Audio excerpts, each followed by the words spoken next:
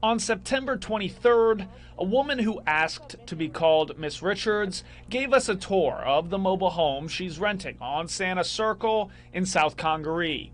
At every turn, there was a new problem. Oh, yeah, sure enough, it's already started. Yeah, because it's leaking from my thing. Anytime I run it, it leaks. So this is what she did. She put a piece of wood over it one time, put sand over it. So this is your septic tank? Yes. Oh my gosh. Do you see any ethical concerns over that? No. No, I did. The money was not tied to anything. The money. We don't let students leave early. Well, you did, and that's, I guess, what I'm trying to get at. Who made that call to do that to a student who clearly needs the time, perhaps more than her counterparts? I can't answer who made that call last year.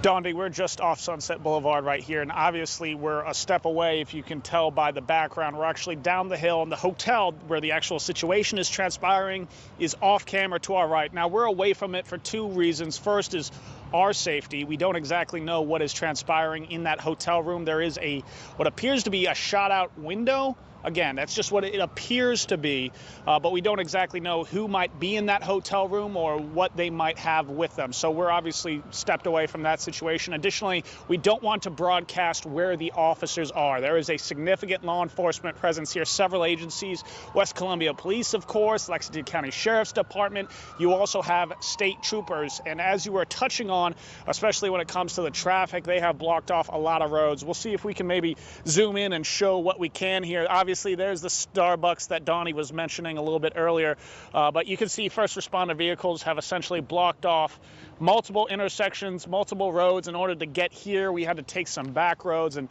it seems like those may have been subsequently shut off once we got here as well. In terms of what exactly has been transpiring, it's been a relatively calm scene since we arrived. Obviously, you have a lot of officers on high alert, but nothing, thankfully, nothing violent or dramatic has transpired. I did get an opportunity to reach out to the spokeswoman for the city of West Columbia who's handling media communication right now. All she could tell us is that there is an individual barricaded and, of course, to avoid the area. Once we hear more, we will let you know. Reporting in West Columbia, Chris Joseph, WIS News 10. Well, Dondi, the first thing to know is that both hemp and marijuana come from the cannabis plant. Now, state law says some cannabis is legal, some cannabis is not. That gray area is leaving the hemp store, Crown Town Cannabis, with an uncertain future.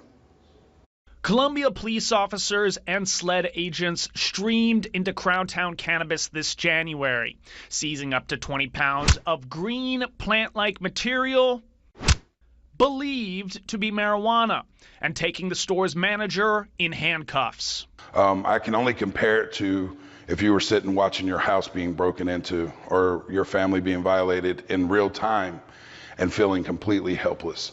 Michael Sims co-owns the store with Dan Henschke. Why you guys? What happened? Ultimately, I still think it's from cannabis on the windows. CPD says it got a tip the store was selling marijuana. The department sent in an undercover agent and alleges manager Connie Jackson sold green plant-like material, presenting it as unprocessed hemp and marijuana. The law requires a license for unprocessed hemp, something CPD says Jackson didn't have. Marijuana remains illegal. To be clear, it wasn't marijuana? No, sir. No, never. CPD claims some of it did test positive for marijuana, but didn't release the results or methods. The co-owners say they're aware of the results, but doubt the testing process. CPD's spokesperson says some products also tested positive for hemp. The law around hemp leaf and whether Jackson or anyone in the store needed a license is open to interpretation. Hemp is legal, but it has to fall under the federal limit for THC. THC is the compound that gets you high. State law says that hemp has to be processed, and that only involves turning the hemp into a marketable form.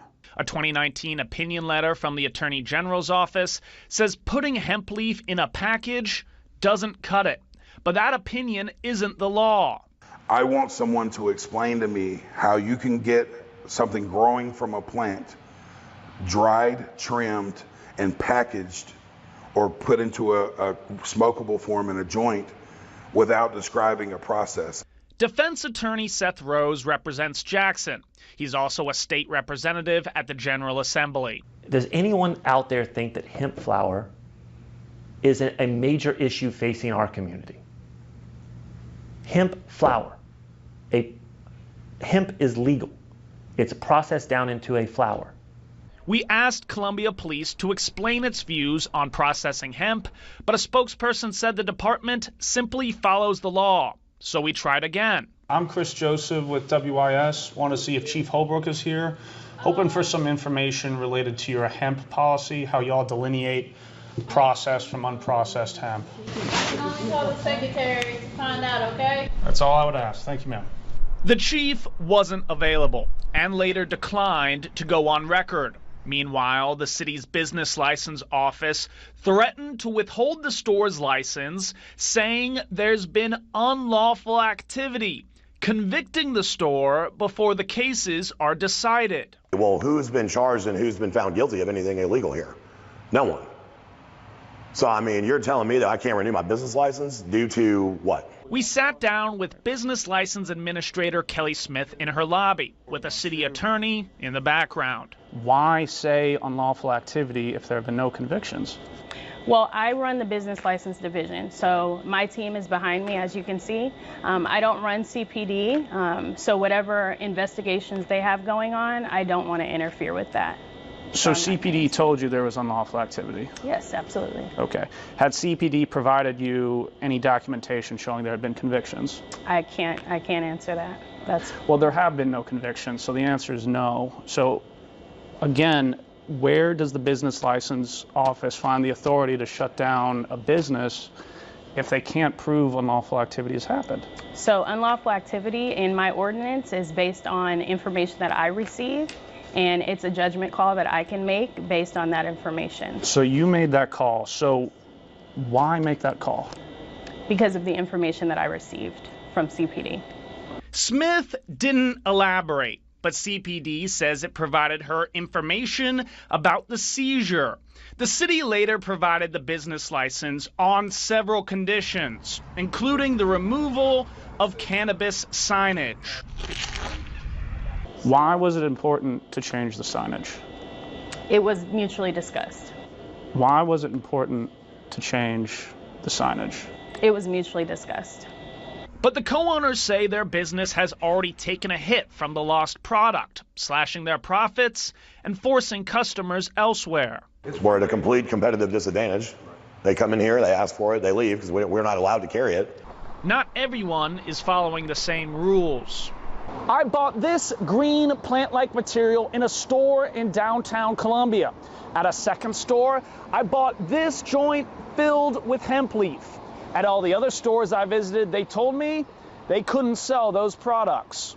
I say to the Attorney General and everybody else watching, if this is such a serious issue and you want this to be the law, then make it a law and not an opinion letter. And very clearly state what is allowed and what isn't. An industry facing the consequences of a state law, which leaves too much to interpretation. Now, I've submitted freedom of information requests with the Columbia Police Department and SLED, in addition to the City of Columbia, for more information about hemp policies and what has happened in this situation. Judy? Greg, no, it is not. Summers lost a week of pay, but the former employee who filmed that video says that's not enough. There's Mr. Summers right there on the roller. That's his house right there. You're watching Orangeburg County Public Services Director Henry Summers use county equipment on his private property this March. Former Orangeburg County employee Sean Simmons is behind the camera as Summers pulls out of his driveway on a county steamroller and followed by a county employee. I got him. The Orangeburg County taxpayers needs to know about this, and they need to see it. This is going to Harold. I wanted to go. That's good, because if he doesn't do anything, I'm going to WIS. Orangeburg County Administrator Harold Young did find out A county memo shows Summers admitted he worked on his driveway to fix excessive water runoff caused by a county road. Simmons had sent the video to Young, concerned Summers was abusing his position. I tried to do what I felt was the right thing at the beginning. I contacted Harold Young the day of the incident. And here he is still working for the county. The memo says county equipment can't be used on private property without Young's permission, and it can't be used for personal gain. As a result, county leadership suspended Summers for a week without pay. Why not see that as acceptable? Do you think a week off without pay fits the crime? I don't, because he's using tens of thousands of dollars worth of equipment, county employees, and materials paid for by the Orangeburg County taxpayers. Do you think a week off is enough? I don't. I sure don't, because like I'm telling you, this is just the tip of the iceberg. It's not the only time Summers used public equipment for private gain. Simmons provided the county and WIS photos from early 2017 of Summers' car being worked on in the Public Services Auto Shop. That's also against policy, and the memo shows that played a role in the suspension. The same car was parked outside Summers' house during our interview with Simmons. Good afternoon, how can I help you? Good afternoon. My name is Chris Joseph, and we're with WIS. We wanted to see if Mr. Summers is available. Wanted to ask him why he thought it was okay to bring county property to his private property to work on his driveway. Okay, Mr. Summers isn't in the office today. Summers didn't respond to multiple requests for comment, wasn't at the office, and his home was fenced off. However, his neighbors did speak with us. If you're gonna abuse your position in that way, you don't need the position. You're the wrong man in the job. Well, he should have been paying out his pocket for that to get done instead of using our money. Cause what our road need is more important than what he need done in his yard or by his house. Young quickly provided WIS the memo, but declined an interview, saying this is a personnel matter. It's unclear how the county investigated Summers and his use of taxpayer-funded equipment. Simmons says the goal is to encourage others to speak up. I think if the people in the community can see who is out here making the claims, and they see that I'm bold enough to come out here and do this, that they're going to believe how important this is to me and to them as well. I feel like it's going to be a plus to the employees, and a plus to the taxpayers to know what's going on. Questions remain on how your tax dollars are being used in Orangeburg County.